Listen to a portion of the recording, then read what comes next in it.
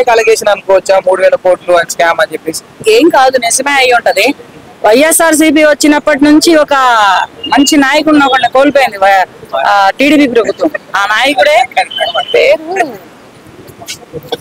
Speaker గా కూడా పనిచేశాడయ్యా, కోడెల కోడెల కోడెల శివప్రసాద్ గారు. మరి ఆయన అరెస్ట్ చేయలేరా? ఆయన అరెస్ట్ చేస్తే అది నిజాలు తెలుసుకోకుండానే గవర్నమెంట్ నేను తీసుకుపోయి లోపలేస్తే మరి అది అవమానానికి తట్టుకోలేక ఆయన నిండు ప్రాణమైపోయిందిగా. మరి దాన్ని తీసుకొచ్చిస్తారా?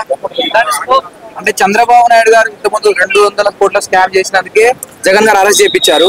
మరి అలాంటిది ఇప్పుడు 3000 కోట్ల స్కామ్, దీంట్లో ఖచ్చితంగా జగన్ గారు హస్తం ఉంటే మరి అరెస్ట్ చేసే ఛాన్సెస్ ఏమైనా ఉన్నాయనుకోవచ్చు?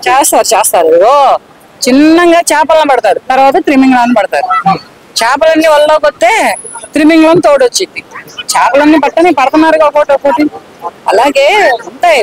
స్కామ్ అనేది 3000 కోట్లు అంటే మాటల. ఎక్కడ పెట్టారు ఈ 3000 కోట్లు? ఏ సిజుడు బ్యాంక్ లో పెట్టారు?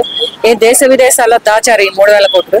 ఏం చేశారు ఈ 3000 కోట్లు? లేకపోతే ఇది కూటమి ప్రభుత్వం అనుకొని చేస్తున్న రెడ్ బుక్ లో ఏమైనా ఫేక్ అలిగేషన్? దానికి దీనికి సంబంధం లేదు.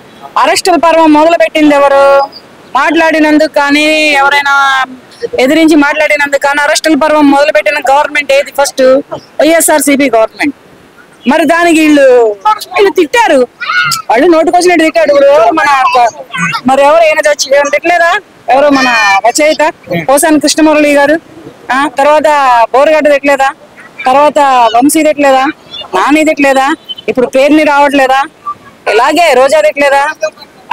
శ్రీరెడ్డి తిట్టలేదా? రోజా గారు కూడా రీసెంట్ గా ఏడవడం జరిగింది ఒక ఇంటర్వ్యూలో.